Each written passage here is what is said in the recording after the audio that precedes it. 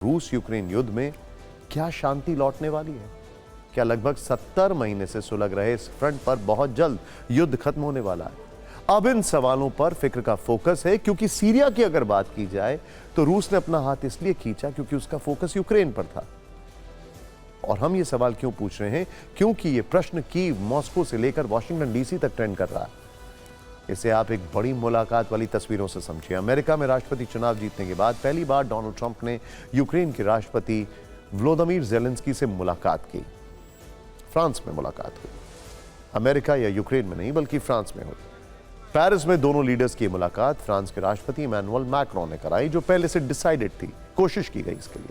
Trump और Zelensky के बीच 1 घंटे तक बैठक चली है। इस दौरान दोनों लीडर्स में रूस यूक्रेन युद्ध पर लंबी बातचीत हुई। ट्रंप इसके बाद अमेरिका लौटे तो वहां से उन्होंने इस युद्ध पर एक चौंकाने वाला बयान दिया। ट्रंप ने कहा, रूस और यूक्रेन में जारी युद्ध पागलपन है। ज़ेलेंस्की और यूक्रेन एक समझौता करना चाहते हैं और युद्ध के इस पागलपन को रोकना चाहते हैं। युद्ध विराम तुरंत होना चाहिए। व्लादिमीर पुतिन के लिए कार्रवाई करने का यह सही समय है। चीन मदद कर सकता है, दुनिया इंतजार कर रही है। अब सवाल यह है कि क्या ज़ेलेंस्की ठीक वैसा ही समझौता चाहते हैं जैसा ट्रंप इशारा कर रहे हैं? क्या ट्रंप की इन बातों से पुतिन भी सहमत है? ट्रंप के बयान के बाद क्रेमलिन की क्या महत्वपूर्ण प्रतिक्रिया आई है? क्या वाकई शांति का उद्घोष होने वाला है? इन सवालों का जवाब तलाशती हमारी एक ग्लोबल रिपोर्ट आपको जरूर देखनी चाहिए। डोनाल्ड ट्रंप ने जब अमेरिका का राष्ट्रपति चुनाव जीता था, तब उन्होंने रूस यूक्रेन युद्ध पर बड़ा बयान दिया था। कहा था वो इस फ्रंट से महायुद्ध की आहट सुन रहे हैं और ये संकट रोकने के लिए वो पुतिन और ज़ेलेंस्की दोनों से मिलकर बातचीत करना चाहते हैं। इस बयान के करीब 20 दिन बाद ट्रंप ने ज़ेलेंस्की से मुलाकात भी कर ली। पेरिस में हुई इस मुलाकात के बाद ट्रंप ने दावा किया कि ज़ेलेंस्की समझौता करना चाहते हैं। पुतिन को अब देर नहीं करनी चाहिए, यूक्रेन से डील कर लेनी चाहिए। लेकिन ट्रंप के इस बयान के बाद क्रेमलिन की क्या प्रतिक्रिया आई? रॉयटर्स के मुताबिक क्रेमलिन प्रवक्ता दिमित्री पेस्कोव ने जवाब में कहा, किसी भी वार्ता को 2022 में इस्तांबुल में किए गए समझौते और युद्ध के मैदान की मौजूदा स्थिति पर आधारित होना चाहिए। यहां समझने वाली बात है कि वर्ष 2022 में इस्तांबुल में शांति समझौते वाली ऐसी कौन सी कोशिश हुई थी? रूस, जिसकी याद ट्रंप के बयान के तुरंत बाद दिला रहा है, तो रूस और बेलारूस जैसे उसके समर्थित देशों की ओर से तैयार किए गए उस मसौदे की 2 बातें प्रमुख थी। पहला, यूक्रेन कभी भी नेटो का सदस्य नहीं बनेगा, और दूसरा, यूक्रेन को रूस के स्पेशल ऑपरेशन वाले जोन डोनेस्क, लुहांस्क, खेरसोन और जेपोरिजिया से अपने सैनिक हटाने होंगे। यूक्रेन ने रूस की इन दोनों ही शर्तों को मानने से इनकार किया था। यूक्रेन का यह स्टैंड आज भी कायम है।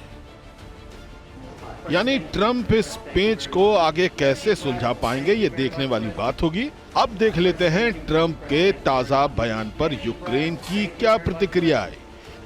तो ज़ेलेंस्की ने एक्स पर लिखा, यूक्रेन के लोग शांति चाहते हैं, लेकिन रूस के साथ प्रभावी शांति के लिए युद्ध विराम केवल कागजों पर नहीं होना चाहिए, बल्कि हमें ठोस गारंटी भी चाहिए।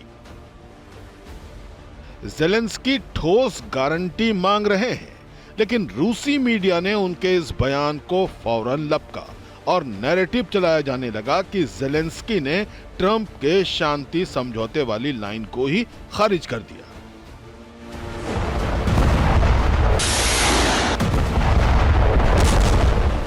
यानी कुल जमा देखें तो ट्रंप राष्ट्रपति की कुर्सी पर बैठने से पहले भले ही शांति दूत बनने की कोशिश करते दिख रहे हों, लेकिन युद्ध रुकवाने के लिए अपनी अपनी शर्तों पर अड़े दोनों ही देशों को वो अपने हिसाब से मना पाएंगे। फिलहाल ऐसा होता नहीं दिख रहा।